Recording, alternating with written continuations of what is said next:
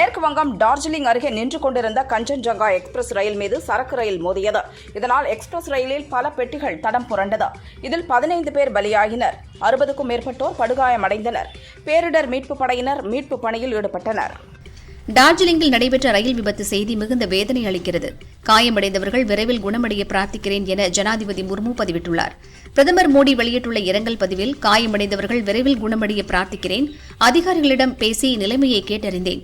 மீட்புப் பணிகள் நடைபெற்று வருகிறது என்று குறிப்பிட்டுள்ளார். ரயில் ஓட்டுநர்களின் கவனக்குறைவினால் வேக கட்டுப்பாடுகளை மீறுவது ரயிலின் பாதுகாப்புக்கு பெரிய அச்சுறுத்தலாக இருந்து வருகிறது. இதனால் பல்வேறு பகுதிகளில் நிர்ணயிக்கப்பட்டதை விட அதிக வேகத்தில் ரயில் ஓட்டுநர்கள் செல்வதற்கான காரணங்களை ஆராய ரயில்வே வாரியம் குழு அமைத்துள்ளது. மேற்கு வங்கத்தின் டார்ஜிலிங் அருகே கஞ்சன்ஜங்கா விரைவு ரயில் மீது பின்னால் வந்த சரக்கு ரயில் மோதி விபத்துக்குள்ளானது. இந்த விபத்தில் ரயில் பெட்டிகள் பல தடம் புரண்டன. இந்நிலையில் நியூ ஜல்பைகுரி சிலிகுரி சந்திப்பு பாக்டோக்ரா அலுவாபுரியா வழியாக செல்லக்கூடிய 19 ரயில்கள் ரத்து செய்யப்பட்டுள்ளதாக வடகிழக்கு எல்லைப்புற ரயில்வே மண்டலம் தெரிவித்துள்ளது. மேற்கு வங்கத்தில் கஞ்சன்ஜங்கா எக்ஸ்பிரஸ் ரயில் விபத்தினால் அப்பாவி மக்களின் உயிருக்கு பாதிப்பு ஏற்படுகிறது. இதற்கு யார் பொறுப்பு என காங்கிரஸ் எம்பி ராகுல் கேள்வி எழுப்பியுள்ளார். கடந்த 10 ஆண்டுகளில் அதிகரித்துள்ள ரயில் விபத்துகள் மோடி அரசின் நிர்வாக திறமையின்மை மற்றும் அலட்சிய போக்கின் நேரடி விளைவாகும் எனவும் குறிப்பிட்டுள்ளார். மேற்கு வங்கத்தில் நடந்த ரயில் விபத்து வேதனை அளிக்கிறது. கடந்த 10 ஆண்டுகளில் ரயில்வே அமைச்சகத்தின் தவறான நிர்வாகத்தில் பாஜக அரசு ஈடுபட்டுள்ளது. ரயில்வே அமைச்சகத்தை பாஜக அரசு சுய விளம்பரத்துக்கான துறையாக மாற்றிவிட்டது. தொடர் ரயில் விபத்துகளுக்கு பொறுப்பேற்று ரயில்வே அமைச்சர் பதவி விலக வேண்டும். ரயில் விபத்திற்கு பாஜக அரசு பொறுப்பேற்க வேண்டும் என காங்கிரஸ் தலைவர் மல்லிகார்ஜுன கார்கே தெரிவித்துள்ளார். மேற்குவங்க ரயில் விபத்தில் உயிரிழந்தவர்களின் குடும்பத்தினருக்கு அதிமுக பொதுச் செயலாளர் பழனிசாமி இரங்கல் தெரிவித்துள்ளார். ரயில் பாதையில் விபத்துகள் ஏற்படுவது தொடர்கதியாகியுள்ள நிலையில் இதுகுறித்த விசாரணை நடத்தி இனி இதுபோன்ற விபத்துகள் நிகழா வண்ணம் ரயில்வே போக்குவரத்தை சரிவர கண்காணிக்குமாறும் வலியுறுத்தியுள்ளார். தென்னாப்பிரிக்காவின் அதிபராக சிரில் ராமபோசா 2வது முறையாக மீண்டும் தேர்ந்தெடுக்கப்பட்டுள்ளார். அவருக்கு பிரதமர் மோடி வாழ்த்து தெரிவித்துள்ளார். இந்தியா தென்னாப்பிரிக்கா இடையேயான உறவை வலுப்படுத்த உங்களுடன் இணைந்து பணியாற்ற நான் விரும்புகிறேன். மீண்டும் அதிபராக தேர்ந்தெடுக்கப்பட்டுள்ளதற்கு வாழ்த்துகள் என மோடி கூறியுள்ளார். மின்னணு ஓட்டுப்பதிவு இயந்திரங்கள் தற்போது வரை கருப்பு பெட்டியாகவே உள்ளது. வெளிப்படைத்தன்மையை உறுதி செய்ய முடியவில்லை எனில் அவற்றை ஒழிக்க வேண்டும். பொதுமக்களுக்கு வெளிப்படையான தேர்தல் செயல்முறைகளில் மட்டுமே பாதுகாப்பு உள்ளது என காங்கிரஸ் எம்பி ராகுல் கூறினார். நீட் தேர்வு விவகாரத்தில் யாரேனும் தவறு செய்திருந்தால் கடுமையான நடவடிக்கை எடுக்கப்படும் என மத்திய கல்வி அமைச்சர் தர்மேந்திர பிரதான் எச்சரித்துள்ளார். இந்த விவகாரத்தை மத்திய அரசு மிகவும் தீவிரமாக கண்காணித்து வருகிறது என மாணவ மாணவிகளுக்கும் பெற்றோருக்கும் தெரிவித்துக் கொள்கிறேன் என்றும் கூறியுள்ளார். டெல்லியில் மத்திய வெளியுறவுத்துறை அமைச்சர் ஜெய்சங்கரை அமெரிக்க தேசிய பாதுகாப்பு ஆலோசகர் ஜேக் சலிவன் சந்தித்து பேசினார். அமெரிக்க தேசிய பாதுகாப்பு ஆலோசகருடனான சந்திப்பு சுமூகமாக இருந்தது. பல முக்கிய விஷயங்கள் குறித்து பேசியுள்ளோம். இந்தியா மற்றும் அமெரிக்கா இடையிலான இருதரப்பு உறவுகள் வலுப்பெறும் என்ற நம்பிக்கை உள்ளது என ஜெய்சங்கர் கூறினார். மன்னார்குடி அருகே பட்டாசு ஆலை வெடிவிபத்தில் பலியான குடும்பத்தினருக்கு 3 லட்சம் ரூபாய் நிவாரணம் வழங்க முதல்வர் ஸ்டாலின் உத்தரவிட்டுள்ளார். புதுச்சேரி சுல்தான்பேட்டை மற்றும் கடற்கரை சாலை காந்தி திடல் எதிரே நடைபெற்ற பக்ரீத் சிறப்பு தொழுகையில் ஏராளமான முஸ்லிம்கள் கலந்து கொண்டு தொழுகையில் ஈடுபட்டனர். தொடர்ந்து ஒருவரை ஒருவர் ஆற தழுவி பக்ரீத் வாழ்த்துக்களை தெரிவித்துக் கொண்டார்கள். மதுரை பெங்களூரு இடையிலான வந்தே பாரத் ரயில் சேவையை வரும் ஜூன் 20ஆம் தேதி காணொலி வாயிலாக பிரதமர் மோடி துவங்கி வைக்க உள்ள நிலையில் அதற்கான சோதனை ஓட்டம் இன்று நடைபெற்றது. மதுரையிலிருந்து காலை 5:15 மணிக்கு பெங்களூருக்கு வந்தே பாரத் ரயில் புறப்பட்டுச் சென்றது. இத்தாலியில் நடந்த G7 மாநாட்டில் பங்கேற்ற பிரதமர் மோடி போப் பிரான்சிஸை சந்தித்து பேசினார். கடைசியாக கடவுளை சந்திக்கும் வாய்ப்பு போப் பிரான்சிஸுக்கு கிடைத்துள்ளது என கேரள காங்கிரஸ் கிண்டல் அடித்தது. இது சர்ச்சையை கிளப்பிய நிலையில் போப் மோடி சந்திப்பை கேலி செய்ததற்கு கேரள காங்கிரஸ் கட்சி மன்னிப்பு கோரியது. கிறிஸ்தவர்களுக்கு வருத்தம் ஏற்பட்டிருந்தால் நிபந்தனையற்ற மன்னிப்பு கோருகிறோம் என தெரிவித்துள்ளது. தமிழகத்தில் மணல் கடத்துபவர்கள் பற்றி துப்பு கொடுப்பவர்களையும் மணல் கடத்தலை தடுக்கும் அதிகாரிகள் மீதும் கொலைவெறி தாக்குதல் நடத்துவது வாடிக்கையான ஒன்றாகிவிட்டது. திமுக ஆட்சி வந்தாலே மணல் கடத்தல், கனிம வளங்கள் கடத்தல், பொது சொத்துக்கள் களவாடப்படுவது வாடிக்கையான ஒன்று. இதை தடுக்கவோ குற்றவாளிகளை பிடிக்கவோ திமுக அரசு நடவடிக்கை எடுக்காதது கண்டனத்துக்குரியது என அதிமுக பொதுச் செயலாளர் பழனிசாமி கூறியுள்ளார். புதுக்கோட்டை மாவட்டம் வலியப்பட்டி பகுதியில் மணல் கடத்தலை தடுக்க முயன்ற கோட்டாட்சியர் தெய்வநாயகியை லாரி ஏற்றி கொலை செய்ய முயன்ற சம்பவம் பரபரப்பை ஏற்படுத்தியுள்ளது. ஆளுங்கட்சியினர் கொடுக்கும் தைரியத்தால் தமிழகத்தில் மணல் கடத்தல் கும்பல்கள் மாஃபியாக்களாக மாறி வருகின்றனர். அட்டகாசம் செய்யும் மணல் கொள்ளையர்களை இரும்புக்கரம் கொண்டு அரசு ஒடுக்க வேண்டும் என பாமக தலைவர் அன்புமணி தெரிவித்துள்ளார். அதிமுகவில் சசிகலா மீண்டும் என்ட்ரி கொடுக்க முடியாது என்று அதிமுக முன்னாள் அமைச்சர் டி ஜெயக்குமார் தெரிவித்துள்ளார். சசிகலாவும் அவரது குடும்பமும் ஜெயலலிதாவால் வெளியேற்றப்பட்டவர்கள். சசிகலாவை மட்டும் ஜெயலலிதா திரும்ப சேர்த்துக் கொண்டார். அவர் கட்சியிலேயே இல்லை. அவருக்கும் அதிமுகவுக்கும் எந்த சம்பந்தமும் இல்லை எனவும் ஜெயக்குமார் கூறினார். மேகதாது அணை விவகாரத்தில் தீர்வு காண மத்திய அரசு மற்றும் தமிழகம், கர்நாடகா, புதுச்சேரி அரசுகள் பேச்சுவார்த்தையை நடத்த வேண்டுமென மத்திய நீர்வளத்துறை இணையமைச்சர் வி சோமண்ணா கூறியிருக்கிறார். நீதியின் பக்கம் நிற்க வேண்டிய மத்திய அமைச்சர் கர்நாடகத்தின் குரலாக ஒலித்திருப்பது கண்டிக்கத்தக்கது. பேச்சுவார்த்தை நடத்த மத்திய அரசிடமிருந்து அழைப்பு வந்தால் அதை தமிழக அரசு ஏற்கக்கூடாது என பாமக நிறுவனர் ராமதாஸ் கூறியுள்ளார். பெங்களூரு சதாசிவநகர் காவல் நிலையத்தில் முன்னாள் முதல்வர் எடியூரப்பா மீது பெண் ஒருவர் பாலியல் புகார் அளித்திருந்தார். அதன் பேரில் எடியூரப்பா மீது போக்சோ சட்டப்பிரிவு 8, இந்திய தண்டனை சட்டப்பிரிவு 354A இன் கீழ் வழக்கு பதிவு செய்யப்பட்டது. இதில் போக்சோ வழக்கு தொடர்பான விசாரணைக்காக குற்றப்புலனாய்வுத்துறை முன்பு எடியூரப்பா இன்று ஆஜரானார். விழுப்புரம் கீழப்பெரும்பாக்கம், கடலூர் டவுன்ஹால், வேலூர் ஈக்தா மைதானம் மற்றும் ராணிப்பேட்டை, வாணியம்பாடி, காதர்பேட்டை ஈக்தா மைதானத்தில் நடந்த பக்ரீத் சிறப்பு தொழுகையில் திரளான முஸ்லிம்கள் கலந்து கொண்டனர். ஆம்பூர் நீலிகொள்ளை மசூதியில் நடந்த சிறப்பு தொழுகையில் கலந்து கொண்ட முஸ்லிம்கள் ஒருவருக்கொருவர் வாழ்த்துக்களை தெரிவித்துக் கொண்டனர். கம்போடியாவின் தலைநகர் பினோம்பென் மற்றும் டெல்லி இடையே முதல் முறையாக நேரடி விமான சேவை தொடங்கியது.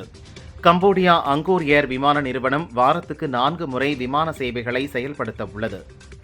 ஜம்மு காஷ்மீரில் பாதுகாப்பு படையினர் நடத்திய தாக்குதலில் பயங்கரவாதி சுட்டுக் கொல்லப்பட்டார்.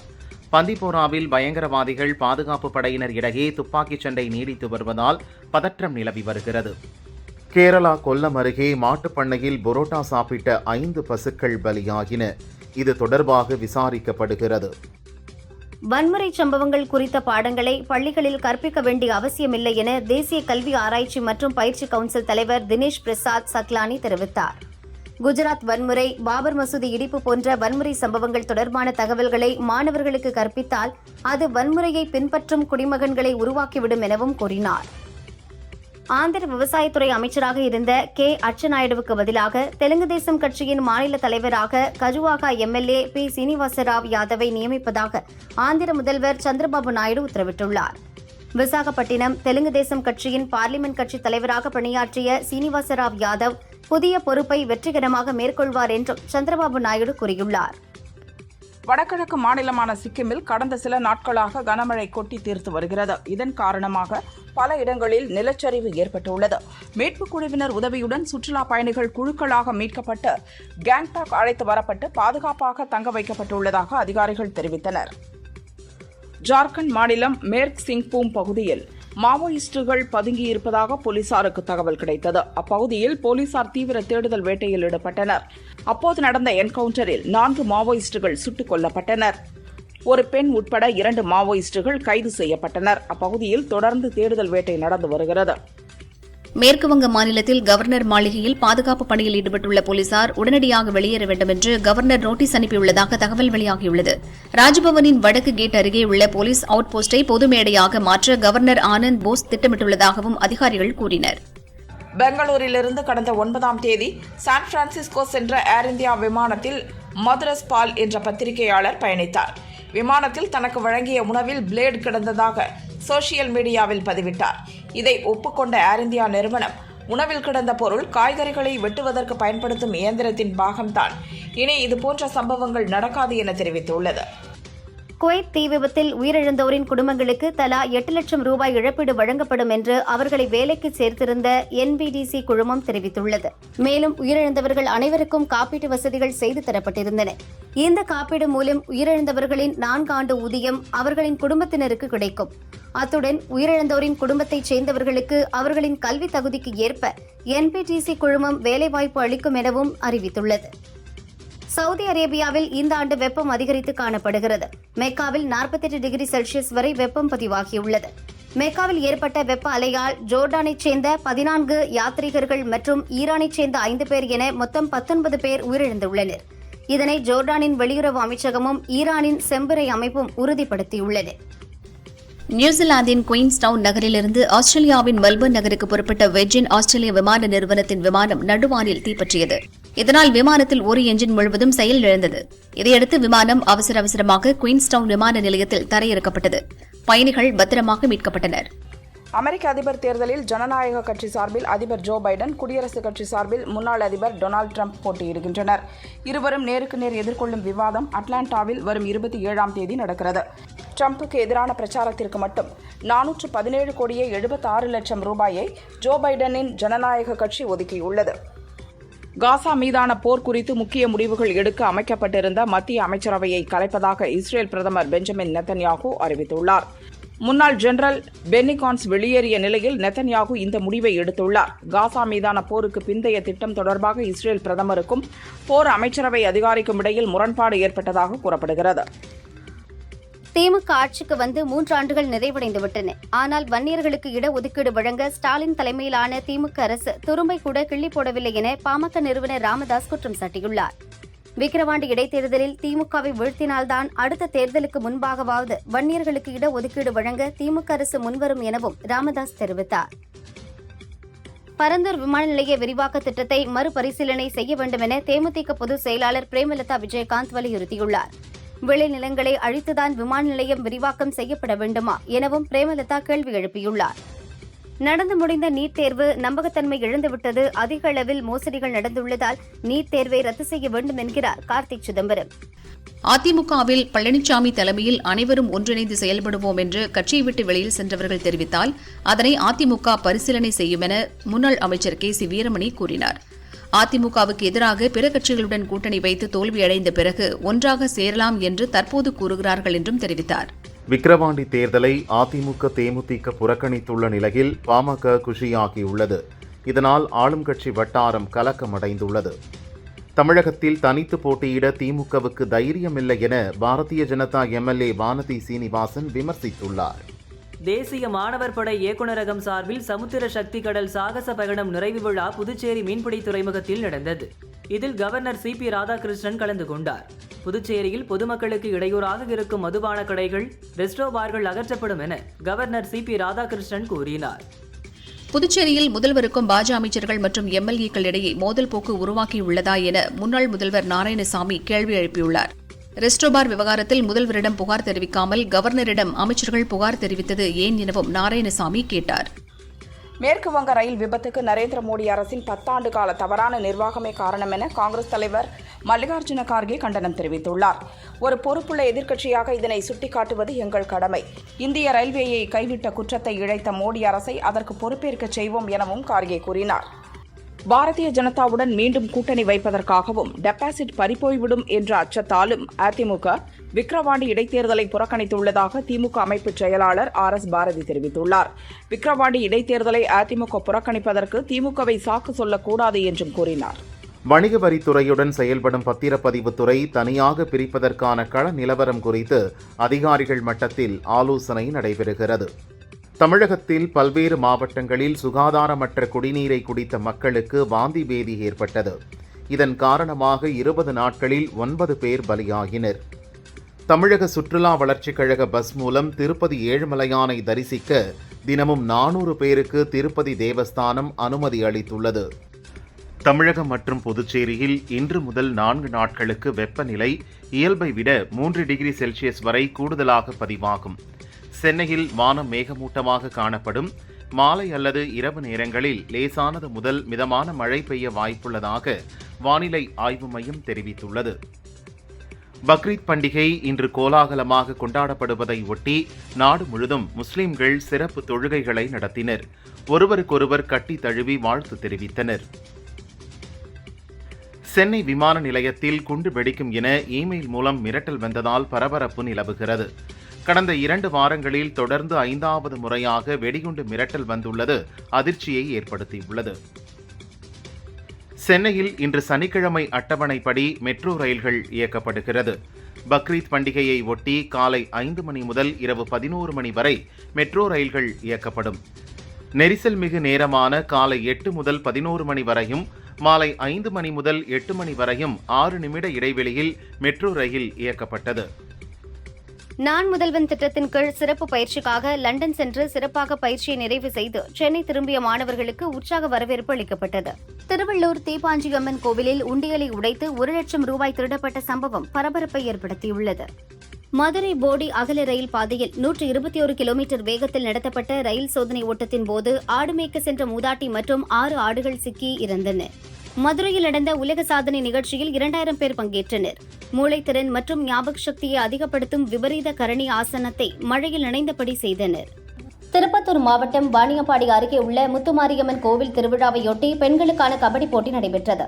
இதில் பல்வேறு மாவட்டங்களில் இருந்து 36 அணிகள் பங்கேற்றன.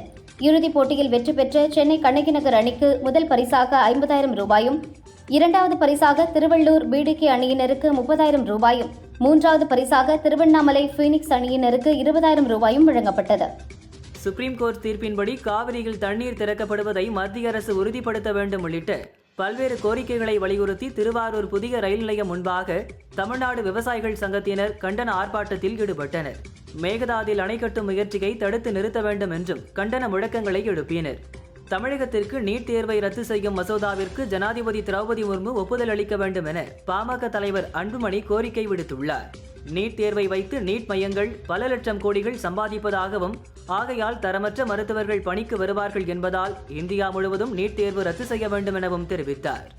கிருஷ்ணகிரி மாவட்டம் மரக்கட்டா வனப்பகுதியில் முகாமிட்ட ஒற்றை காட்டு யானை அந்த வழியாக சாலையில் செல்லும் வாகன ஓட்டிகளை அச்சுறுத்தி வருகிறது. காரில் வந்த ஒருவர் தனது செல்போனில் யானையை படம் பிடித்தார். காரை நோக்கி யானை சென்றது. இதனால் காரில் பின்னோக்கி சென்று உயிர் தப்பினார். அதன் பிறகு யானை காட்டுக்குள் சென்றது.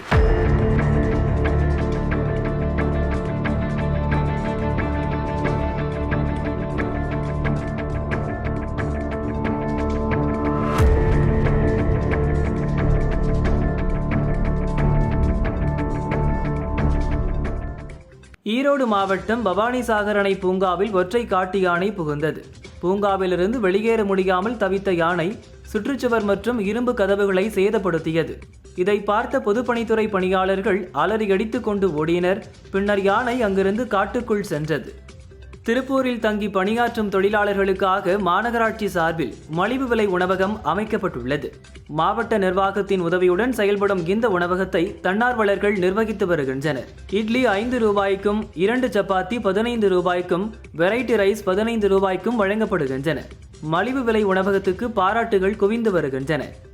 கோவை மருதமலை அருகே உள்ள சாலையில் அதிகாலை 3 மணி அளவில் சிவசுப்பிரமணியன் என்ற முதியவர் நடந்து சென்றார். அந்த வழியாக வந்த காட்டு யானை அவரை விரட்டி தாக்கியது. படுகாயமடைந்த அவர் ஹாஸ்பிட்டலில் சிகிச்சை பெற்று வருகிறார். சிசிடிவி காட்சிகள் வைரலாகி வருகின்றன. காரைக்கால் மாவட்டம் வழியாக செல்லும் தமிழக வாகனங்களை தடுத்து நிறுத்தும் காரைக்கால் போக்குவரத்து போலீசார் வேன் ஓட்டுநரிடம் லஞ்சம் வாங்கும் வீடியோ வெளியாகியுள்ளது. இதுகுறித்து உரிய நடவடிக்கை எடுக்க வேண்டும் என ஆர்வலர்கள் வலியுறுத்தியுள்ளனர். திருவொற்றியூர் கிராமத்தெரு பகுதியில் மதுமதி என்ற பெண்ணை எருமை மாடு முட்டி தரதரவென்று இழுத்துச் செல்லும் சிசிடிவி காட்சி வெளியாகியுள்ளது. படுகாயமடைந்த மதுமதி தனியார் மருத்துவமனையில் அனுமதிக்கப்பட்டுள்ளார். உடனடியாக மாட்டின் உரிமையாளர் மீது நடவடிக்கை எடுத்து இதுபோன்ற சம்பவங்கள் நடைபெறாமல் இருக்க நடவடிக்கை எடுக்க வேண்டும் என்று அந்த பகுதி மக்கள் கோரிக்கை விடுத்துள்ளனர். தமிழக கவர்னர் ரவியின் உதவியாளர் ரவீந்திரனின் மகன் சுதர்சனுக்கும் மதுரை மேலூரைச் சேர்ந்த ஜனனிக்கும் மேலூரில் திருமணம் நடைபெற்றது. கவர்னர் ரவி பங்கேற்று தாலியை எடுத்துக் கொடுத்து திருமணத்தை நடத்தி வைத்தார். பின்னர் பூக்களை தூவி மணமக்களை வாழ்த்தினார்.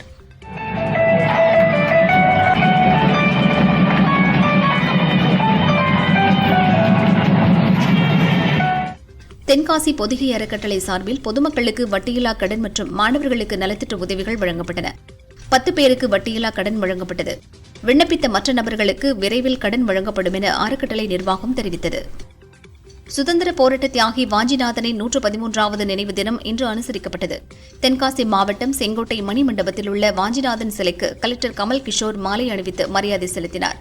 இதில் வாஞ்சிநாதனின் குடும்பத்தினர், அரசு அதிகாரிகள் மற்றும் பல்வேறு அரசியல் கட்சியினர் பங்கேற்றனர். சிவகங்கை மாவட்டம் வெளியாரி கிராமத்தைச் சேர்ந்தவர் கருப்பையா. இவரது மனைவி முத்துக்காளியம்பாள். இவர் கடந்த 2021ஆம் ஆண்டு இறந்தார். தனது தாய் மீது கொண்ட பற்றால் மகன்கள் சண்முகநாதன், சரவணன், சந்தோஷ்குமார் ஆகியோர் சொந்த ஊரில் தாய்க்கு 60 லட்சம் ரூபாய் செலவில் கோயில் கட்டினர். 560 கிலோ எடை கொண்ட 5 அடி உயர ஐம்பொன் சிலையை பிரதிஷ்டை செய்து கும்பாபிஷேகம் செய்தனர். திருப்பூர் ரயில் நிலையம் அருகே வடமாநில இளைஞர்கள் ஒருவர் சரமாரியாக தாக்கிக் கொண்டனர். தகவல் அறிந்த போலீசார் அங்கு விரைந்து சென்றனர். போலீசாரை பார்த்ததும் அவர்கள் தப்பிச் சென்றனர். வடமாநில இளைஞர்கள் தாக்கிக் கொண்ட வீடியோ காட்சிகள் வைரலாகி வருகிறது. திருப்பூர் மாவட்டம் நந்தவனம் பாளையத்திலிருந்து காளிவேலம்பட்டிக்கு லட்சக்கணக்கான முட்டைகள் ஏற்றிக்கொண்ட கண்டெய்னர் லாரி புறப்பட்டது. பல்லடம் சாலையில் கள்ளக்கிணறு என்ற இடத்தில் சென்றபோது லாரியின் பின்னால் அரசு பஸ் மோதியதில் லாரி கவிழ்ந்தது. அதில் இருந்த முட்டைகளும் சாலையில் சிதறி உடைந்தன. அதிர்ஷ்டவசமாக லாரி டிரைவர் மற்றும் பஸ்ஸில் இருந்த பயணிகள் உயிர் தப்பினர். கடலூர் மாவட்டம் ஸ்ரீமுஷ்ணம் அருகே குடியிருப்பு பகுதியில் சுற்றிக் கொண்டிருந்த குரங்கு ஒன்று வீட்டுக்குள் புகுந்து தூளியில் தூங்கிக் கொண்டிருந்த பிறந்து 25 நாளான பெண் குழந்தையை கடித்து குதறியது.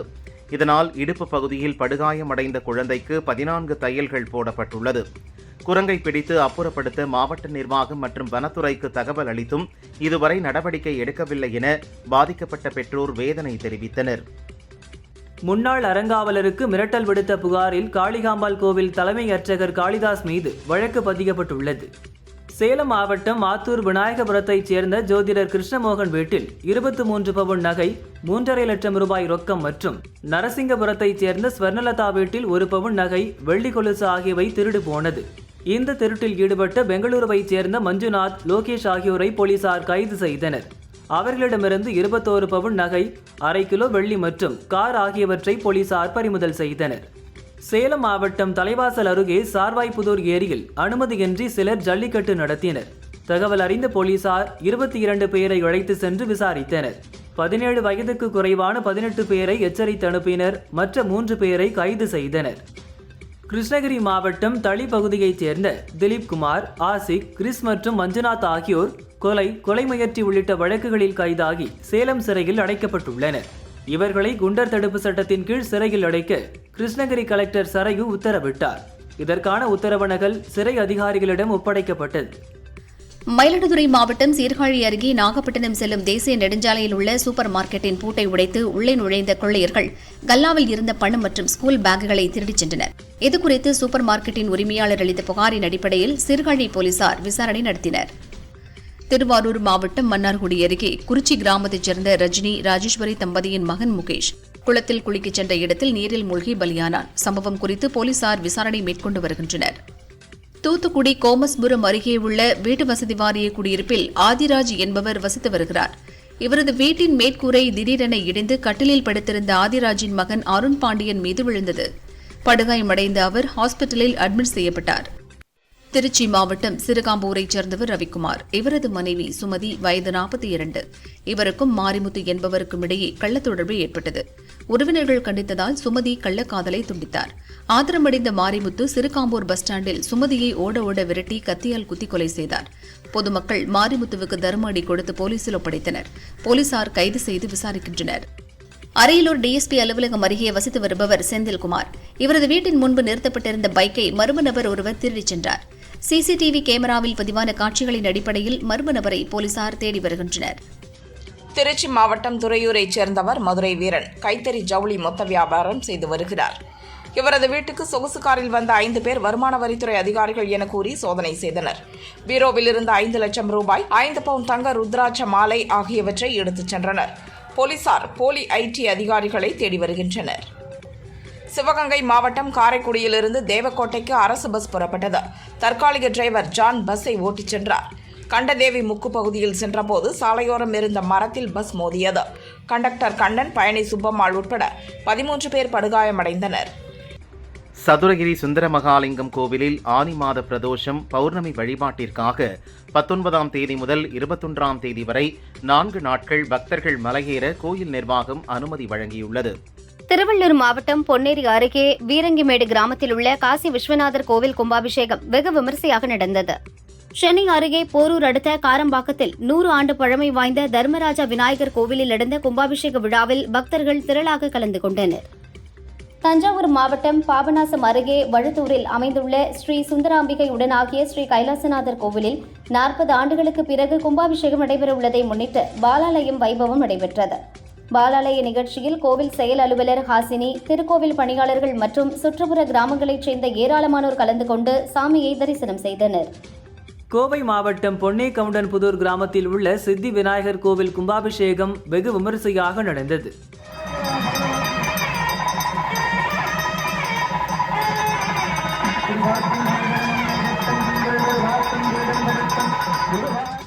சுற்றுவட்டார கிராமங்களைச் சேர்ந்த ஏராளமான பொதுமக்கள் பங்கேற்று சாமி தரிசனம் செய்தனர்.